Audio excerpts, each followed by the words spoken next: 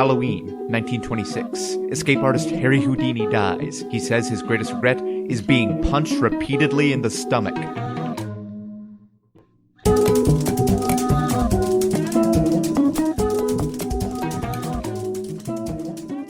Welcome to The Revisionists. I'm Brian Flynn. I'm Zach Powers. And I'm Daniel Reskin.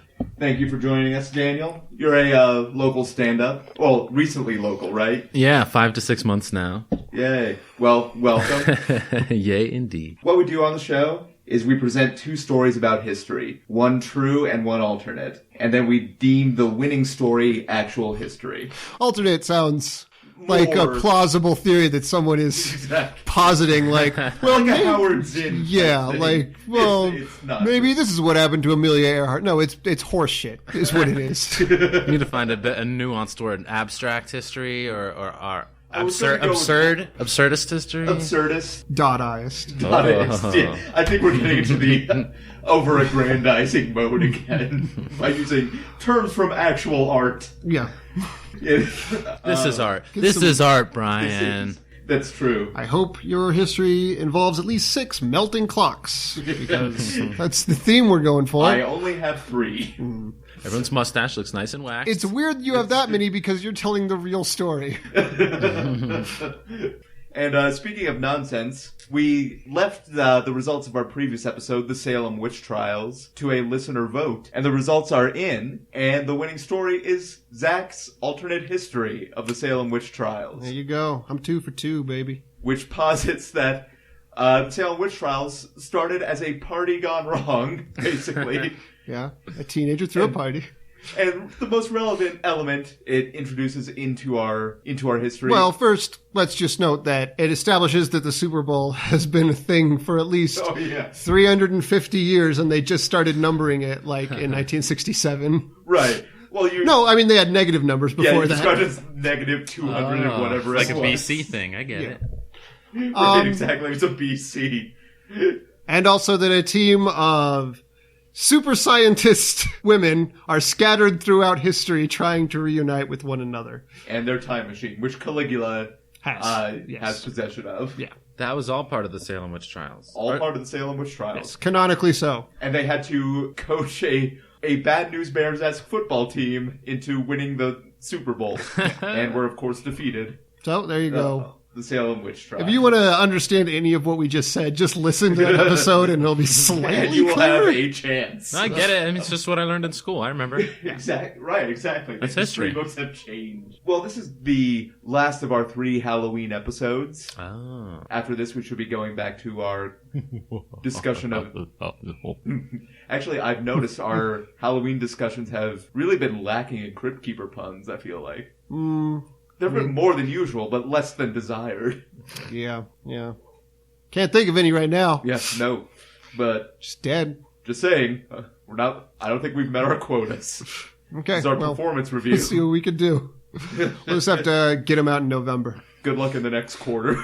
Tonight we're discussing Alferd Packer, famed bit of Colorado history. Yeah. Daniel, you'll be presenting the alternate history. Right. And I will be doing the true story. A travesty, because in 4th grade for Colorado Days, I did a presentation on Alferd Packer, so I know my stuff. Ah, so you'll be an excellent judge. Yeah.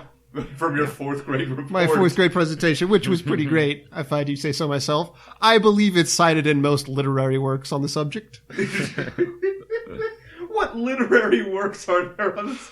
It's mostly just like folk songs. Sure there's a book. I'm sure there's a book.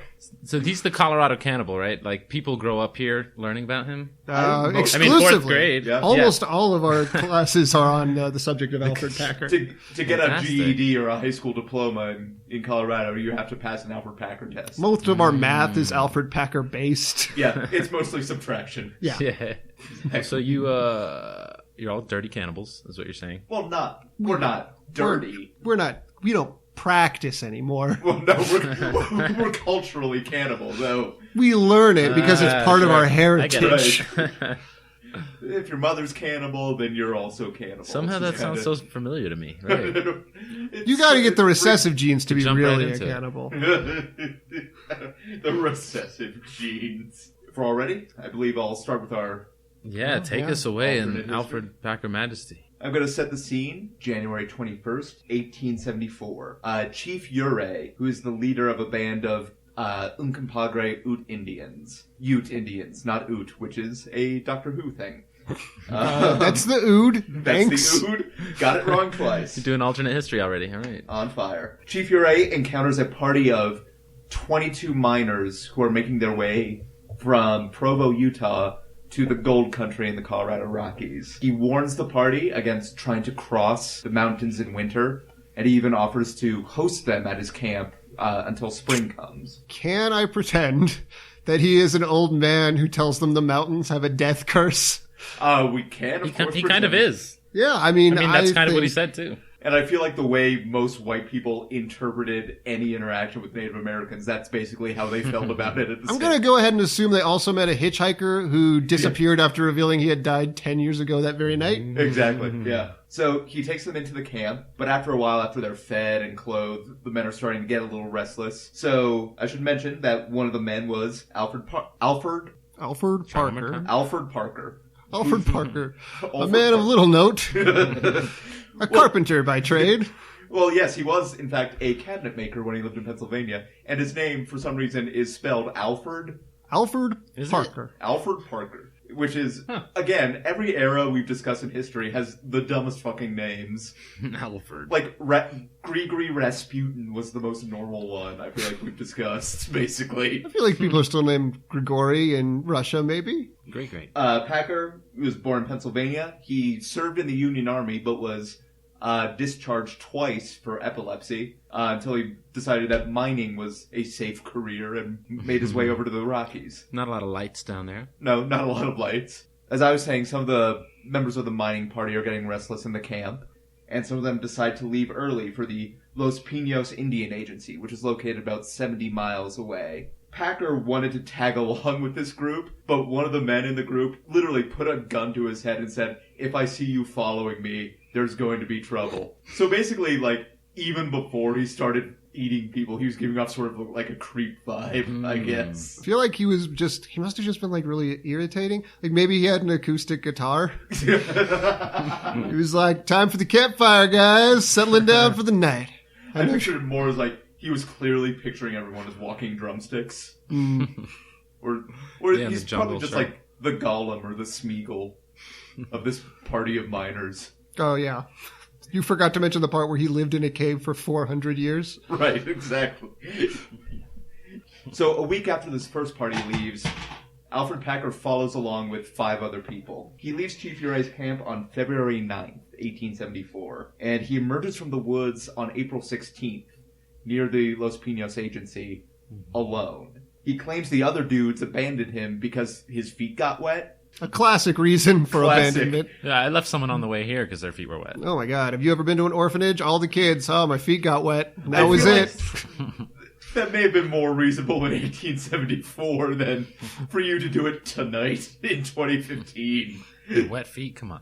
Wet feet? Let me see your feet. Let me see your feet, Brian. He claims he was abandoned, but he also happens to have one of the other dude's knives in his possession. When he starts spending hundreds and hundreds of dollars that he can't explain, the other people in the party start clamoring to have him hanged. I like to think there was a period where he just explained that it was forest money. I found a cache of forest money. I foraged for it. It's a new thing. Take oak bucks here? Come on. I was panning for gold and I just got this currency. But he was also like, he asked like the different people in his party to take him into town so he could buy supplies. But then he was also like taking out rolls of hundreds and offering to loan people money if they needed it. Whoa. So he's like terrible, like covering up a crime. He's bad at crime. Is his real crime? Like he's great at the commission of the crime, but everything after. You know, that's an original though. People can't watch Law and Order back then to like really mastermind things. No, they had to do the oral histories of Law and Order. Law and Order oral edition. Yeah. Clung clung. They didn't have the noise down yet. No. Whip whip. That's whip whip. Nay nay. Okay. Ding dong. No, that's just a doorbell. Older than the Super Bowl. Yeah, no. Okay, I almost did. Oh no, you actually did. Yeah, I did. That's not even all. I almost said it like I wanted to say it. Okay, that's fair. instead of being hanged, he's arrested. And after interrogation, he signs his first confession, wherein he says that first member of the camp died a natural death, and everyone else happened to be murdered by other people while he was out, like, running errands, basically. And he just came back and found them dead. If I remember right... FedEx dry cleaning. If I remember right, from the 4th grade, he specifically blamed one other dude for trying to be a super murderer, like Jason Shannon Bell. Yes, indeed.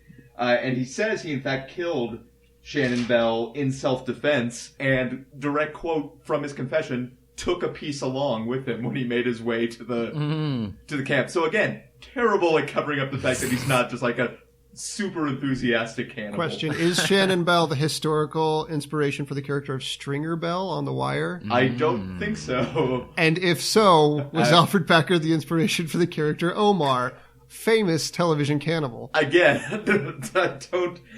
Omar ate someone? I think that is in the director's cut, that Omar just...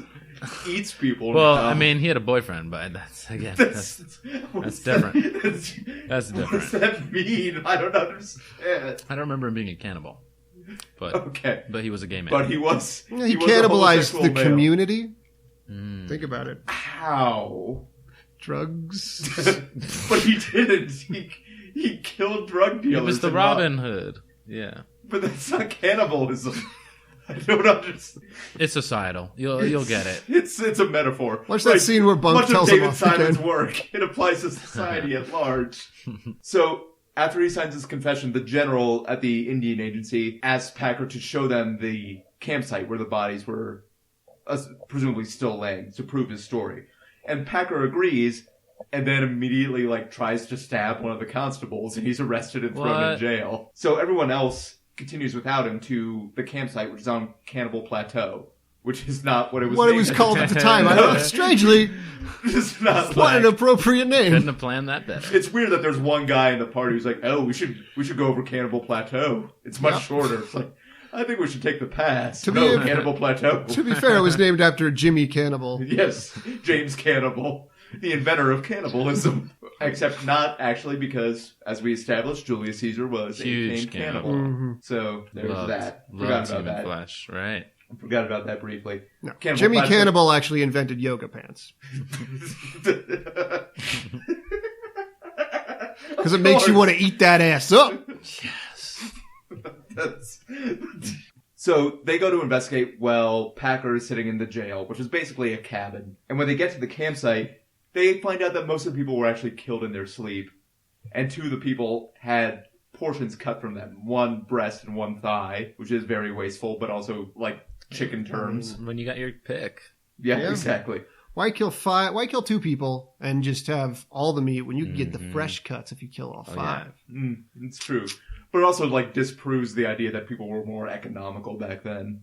I feel Well, Indians were more economical, isn't that? The Native Americans. Right, were... use every part of the buffalo. Yeah, right. Right. But, No, this guy had 5 dead bodies. The white He's only gonna dudes, be they there a wiped while. out the buffalo. Yeah, he wants the Fucking- filet mignon. Really, this is Left them on the Throw it plates. out. This is Manifest Destiny in microcosm. Yes. Man of feast destiny. Man and feast. That's right. Feast on man destiny. That's, Feast on Man Destiny is maybe a gay porn from the 70s. So they go to jail to confront Packer, but they find that he's escaped. In later stories, Packer will say he escaped because the sheriff felt sorry for him and let him go. Because everyone was bad at their jobs in frontier days. That story is so dumb. That's Right. there are If it many was a dumb drama, aspects to this story. right? If you were watching this on Netflix, you'd be like, "This is full of holes. This is ridiculous." If you knew you were innocent, why did you leave? Clearly a prison escape. Yeah. Also, why would you hire a sheriff who's so prone to sympathy? Yeah. Granted, it's a good quality, but maybe not in a law enforcement official. Sheriff, let him go, You Larry. think he was bribed? Let him go, Larry. Why did we vote for him? Well, it's probably because everybody in the town was a criminal. It was a town full of criminals, so they voted for, "Oh, let him go, Larry. Promise I'll let you go. But watch yourself." The inmates are running the asylum. That's what it's like in Lake City. Australia. Yeah. Yeah, it's basically Australia. Colorado's Australia. That's what they call it. Yep. But Packer is on the lam for almost 9 years, and he's captured near Cheyenne, Wyoming. Don't get too far. No. Anyway, he's put on trial. He's found guilty. During his sentencing, the judge just sentences him to death. And it's like a very normal, dry sentencing document. It's just like, Alferd Packer, the judgment of this court is that you be removed from hence the jail of Hinsdale County, and they're confined until May 19th, A.D. 1883, and then hanged until you are dead.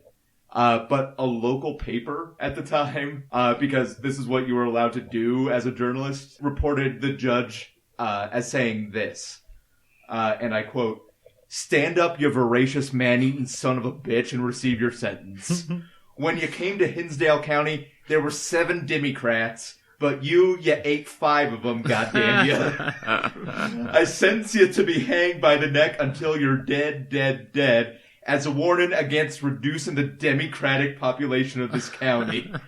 Packer, you Republican cannibal, I would sentence you to hell, but the statutes forbid it." Wow. So, I like to think that's what really happened. I like to think that the very matter-of-fact judge had a crazy twin brother who went to the papers. He's like, "Here's what I said. I said, Packer, you son of a bitch." It's just like, it's the difference between like John Kerry saying something and just like a midnight hobo yelling of something.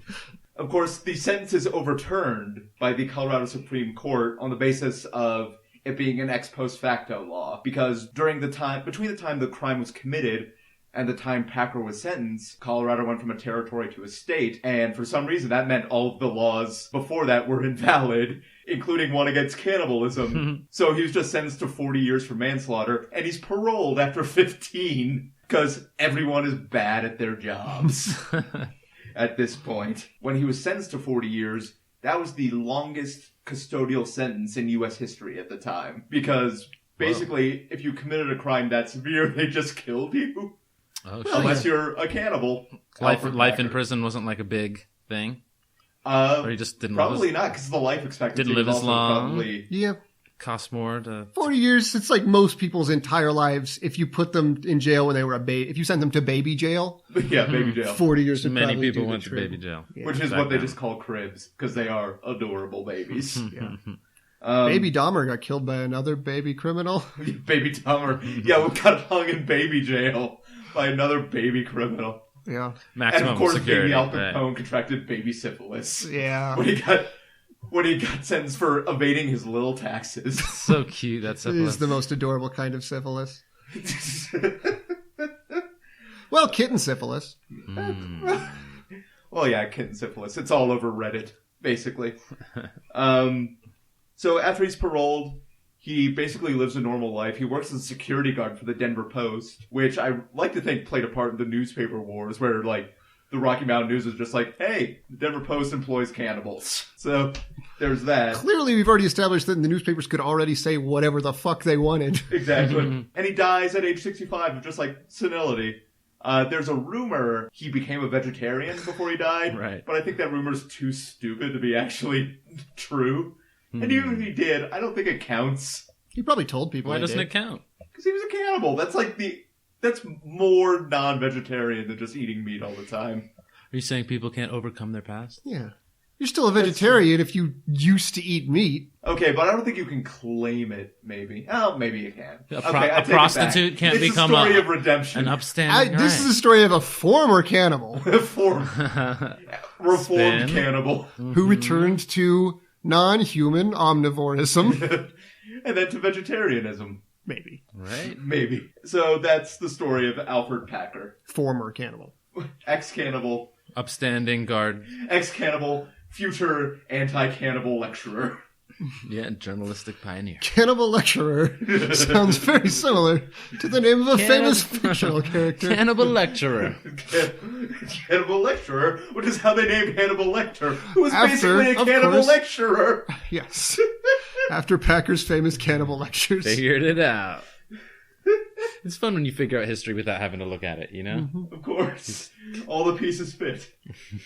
Daniel, anytime you're ready So to the- take it away. The alternate history.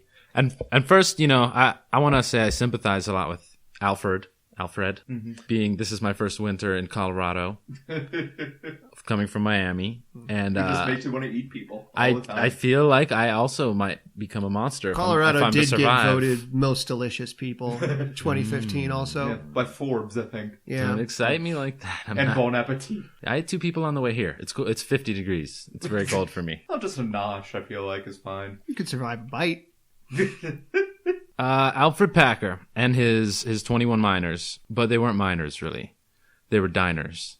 These were foodies. These were people brought together by unique dietary restrictions. Some of them didn't want carbs, some didn't want gluten, some wanted organic food, which hadn't even been invented yet, which is very difficult. Yeah. Also, I feel like maybe gluten wasn't really a thing people knew about. These people were Although they just ahead thought it was of their bread time. gnomes. Some people are ahead of their time, guys, and it's hard when you're outside of history to be a part of normal society, just eating their shitty, salty, nasty food.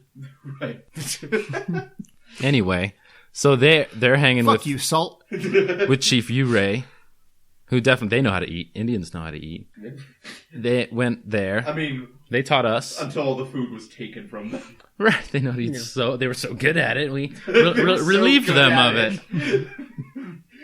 We said, "Oh, we'll take that for you. That's great." It's like rock and roll from for black people, Yeah. pretty much. We appropriated You know that hot new your eating you've crops. been looking for. Well, listen to this. The corn is not as blue now, but it still tastes the same. So they were at Uray's. The chief said, "Don't go through the snowstorm," which is true. That did happen. The other people go, and Alfred, he's a bit of like a free spirit. He's kind of like a Jesus figure. These people are following him in his culinary wisdom, and It would be So so much it's like better. Fruit Jesus. So much better if there were just 12 of them. Soon. Well, maybe there will be. eventually, you eat them down. But so they. Spoiler alert. They, they're staying in the camp and they're divided. Some of them want to go, but obviously Uray says it's very dangerous. They should stay. And some of them, they're getting into it. They're like, ooh, maize. There's so many things we can do with that. I'm going to go total Indian diet, buffalo Slurpees. It's great. Paleo, I think I'll call it. Paleo buff. But It was Alfred, called the "You Are What You Eat" diet. Very popular at the time. he played the ukulele. Getting those puns up. Fun level increase. Mark it. Put it on the board. Wow, that's a huge chart you guys have. That's Yeah. really Yeah, elaborate. we have to get to 50,000, then we can stop the podcast. The pun lords will be satisfied with Yeah. your offering. Exactly. It's like Cabin in the Woods. I've not. It's sort of like Cabin in the Woods. It's nothing like Cabin Not in the at Woods. all, actually. How fantastic, because I haven't seen it. Oh, perfect. As to have half of your listeners not. So yes, Alfred still wants to go. What you should know about Alfred is he's like an enchanting man. He's like a gorgeous, enchanting man. He wasn't kicked out for epilepsy of the Union Army twice. Too charming. This was like glitter. This was like don't ask, don't tell. The forebears of that. He was Just like we all want to fuck you, basically. essentially he run havoc in the ranks. The men would just he was so pretty and just something about him. They had to get rid of him because he was bad for morale. That Alfred is causing quite a stir. I don't know why the Union Army has a southern. Well, no, that's Robert E. Lee commenting they're on the border. the Union Right. Army's greatest asset, which is Alferd Packer's assets. We've got to make sure he has epilepsy. Get him off the lines. The soldiers are too satisfied. Epilepsy is a deal breaker. My dearest Virginia, I've met a man. A most wonderful man. The way his hands shake give me pleasure of no bounds. He's very good with his mouth. He's going. He's like, I need to go to Colorado. I need to start my food eco-commune diner, tiny house living space. And he's No, like, a tiny houser. I'm Oh, going. is there a microbrew in there by chance? Yeah, and the first Perhaps some dispensary as kombucha. well. Right. And so he's going. And then 5 others, they can't be without him. They follow him. They're like, no, Alfred, I'm going to go with you. We're going to make your dream come true. We're going to. Is his allure restricted strictly to men, or is it cross-gender? It's men. Okay. It's just men. That's Women found him off-putting. the only people who followed him. Yeah. The women were all getting into like Got a distinct the cannibal Indian thing. vibe. They're like, oh, what's up with the. The men, they just saw him in real life. The women had to deal with him on Tinder, and he was not pleasant. Yeah. You up? Yeah, not cool. So, I mean, basically, like, yeah, he Tinder is what they called flirting over a fire. So, yeah, he arrived 3 months later and was fat and happy and alone. And the big story, you know, there's all sorts of controversial the stories. He has multiple stories. The marks on the bodies, 2 of them were killed in their sleep, possibly, and there's scuffle marks, and there's a hard time telling what's That's what they call defense. what's a wounds back in the bullet day. hole versus a Scuffle marks. Scuffle marks. It's a cornish Defense term. marks, scavenger marks. That was the one they couldn't tell if their holes in the pelvis were bear teeth or bullet wounds. Mm-hmm. Because, you know, you wouldn't eat the groin region as much. And he's like, did he shoot everyone in the dick? Probably not, you know. So bears that's the shoot best the meat. leftover stuff. Yeah, they had scuffle marks, and look at these teeth dents. Mm-hmm. The real story is that none of that I've happened. also never seen a penis before, so I don't know what it looks like healthy. You two are amazingly, I'm learning so much about you two tonight. But that didn't really happen. Thank you. That is not what happened. The true tale is far less gruesome, far less depraved, far more romantic. As they were going along, I mean, they knew they didn't have provisions. They weren't fully supplied. They all knew that they all weren't going to make it. And then if someone was going to make it, it was going to be Alfred. Alfred had to go on. These guys were willing to sacrifice themselves to keep him alive. And one by one, they fucked Alfred Packer, fucked their body heat into him. Because you know, if you're a bottom, that's how it works. If you're top, you're giving. If you're bottom, you receive all that heat. And so there is friction, but it's not like. Look, you can dispute science and history Now, if you there want. is a tactic in the Kama Sutra that I believe specifically A transfers tactic heat. in the Are you confusing it with the art of war? No, I mean, I believe the Kama Sutra There's is also the origin of the famous story, The Last Airbender. Because depending on your technique, Oh yeah, you you gotta can bend move it water, sometimes. air, or fire. They were probably using the fire bending technique. Cum benders were the most advanced.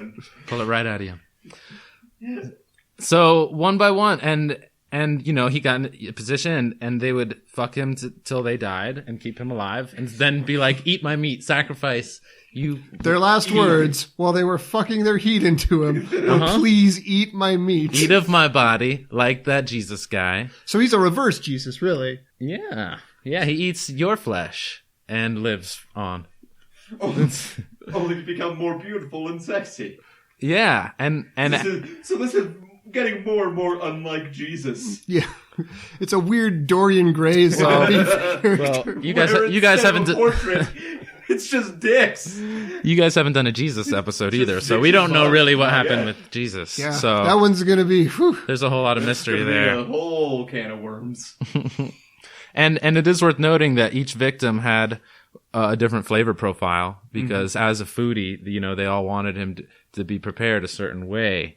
Like they had not no provisions, but they obviously didn't have had a lot like of spices. They didn't exactly. They had some sides and some spices. It's weird that we brought spices, but a lot of nothing too accoutrement, spice. but they needed know a what? showcase, a centerpiece for the family style, you know? Sure. And so, like, you know, James Humphrey, he wanted to be deep fried with like a pistachio crust. Oh, they brought which a deep had. fryer also. Oh, definitely, yeah. And Frank Miller, he's like a tough guy, so they just wanted some salt and pepper, just a dry rub, you know, Classic and Frank Miller. some sauteed onion. You had Classic Frank Miller. George Noon. Wanted to be just slow roasted and write misogynistic comic books. George Noon, brunch. He was a scramble. Israel Swan, of course, he had like kind of Mediterranean feel, some olive oil, you know, tomatoes, cucumbers, a little fresh calamata. And Again, then, all of this on hand. and yeah. Because all this is also food. Do you want me to slow down? Because, I mean, I thought I was going pretty clear. Touche. Shannon bell peppers, lemon, garlic. All right, I'm done. Oh, nice and simple. Yeah. Just like a nice... You know, and all of them actually becoming menu items on the Almost an eventual amuse-bouche. the eventual food truck that he opened up outside the Denver Post. Also inventing a truck, maybe. Did the food truck have a name? Yeah, it was called the Palace de Fun Chomping. House to fun shopping. Oh, that food truck's still around today. Yeah. Is it? The legacy still lives somehow, and you have to say it really slow too, which is weird. Oh, yeah. I forgot how many ellipses. A lot of are ellipses in it. Yeah. Well, actually, they fucked so much heat into him that his brain kind of melted and he couldn't talk right. And it just says palace, day, fun, chomping, and then after that it says take out all those pauses when you make the sign. He spent most of his time making the sign. He actually had no food. It was a lot of advertising. The lines were long. The buzz around the palace day fun chopping was incredible. It was an afterthought, kind of. He had his beard wife, which was Polly Pry, the woman who got him out of jail. Mm-hmm. The Denver Post reporter got him paroled 15 years early. And I heard he worked at a place called the Brown Palace Hotel. I don't know, there's a lot of alternate histories. But that sounds way more gay appropriate for him to be like the bouncer at a place called the Brown Palace Hotel. Actually, like the and fanciest hotel It's in a Denver institution. The secret, like, fairy godmother, underground gay leader of the scene. Like, Polly knew that would be a cultural influence here one day. And that him spreading that gay influence would keep rent. Like, if he wasn't there helping people be gay on the sly, rent would be double right now in Denver. Because of reproduction? Because of Alferd Packer slowing reproduction by spreading the gospel, helping people find their true non-productive selves. By turning... Okay, so... The gospel... With his magical ability to make straight men gay. Yeah, or just convince gay men to come out of the closet, which was real back then. It was like a rickety... You didn't even have closets. No, it was a cabin. The outhouse, maybe. Yeah, come out of the outhouse. Because why would you want to be in there? Yeah, it's... Not the outhouse is very unpleasant. Outhouse, not an in-house. Some raccoons live in there. Just be you. Some raccoons. So yeah, he was of course he was vegetarian. He maintained his innocence till his last breath, and he loved. That's his only crime. He lived and he loved. He wanted His to only eat crime. rich His only foods crime and rich was times. Love and cannibalism, which is a crime. You make it seem like he wanted to do it though. Either way, They made him sign contracts to say, you will eat me. And if you have a contract. In the throes of their lovemaking, they would hold up these contracts. Oh yeah, they were all lawyers. And of course, he was so taken with pleasure that he Forgot to mention they were all They lawyers. were all lawyers. Every last one of them. That's why they But didn't they know were what sick to of pack it. for They were this trip. sick of the practice. And he needed that body heat that they were fucking into him. Yeah, I mean, one day you'll have sex and you'll understand heat dynamics. But until then, Yeah, I think that's the second law of thermodynamics. spermodynamics. That's right. There you go. Put it on the punch Put it on card. the pun. Put it on the board. Put it on the board is what I said. Ah, God damn the it. guy can't write fast enough. It's not even a pun. What I said. It's just misspeaking. Daniel, thank you. Thank you.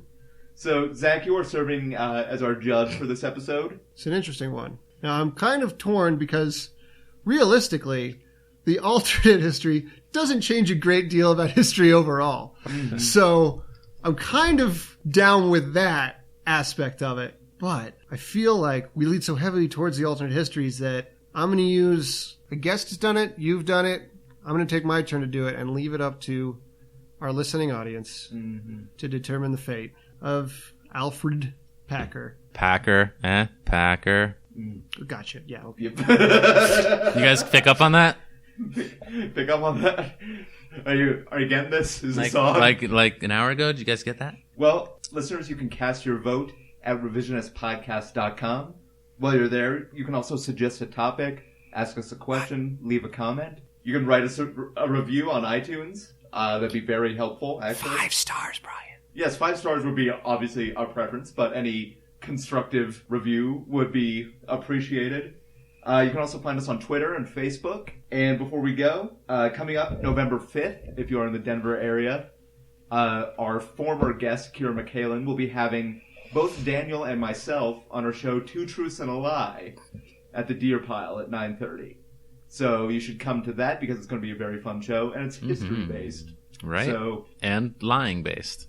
History and lying. So, yeah. It's in the revisionist wheelhouse. Exactly. Daniel, thank you for joining us. Thank you very much. Follow me at Daniel Reskin on stuff.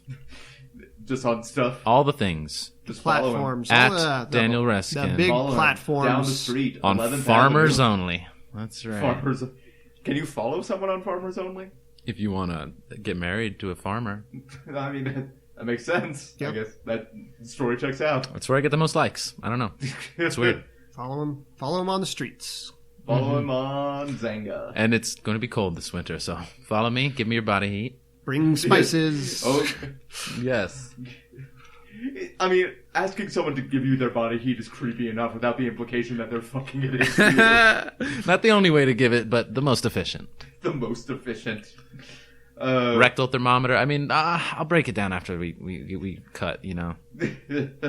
Well, speaking of that, I'm Brian Flynn. I'm Zach Powers. And I'm Daniel Reskin. Have a good night and happy Halloween. Ooh. Ooh. Is that a crow? It's like a...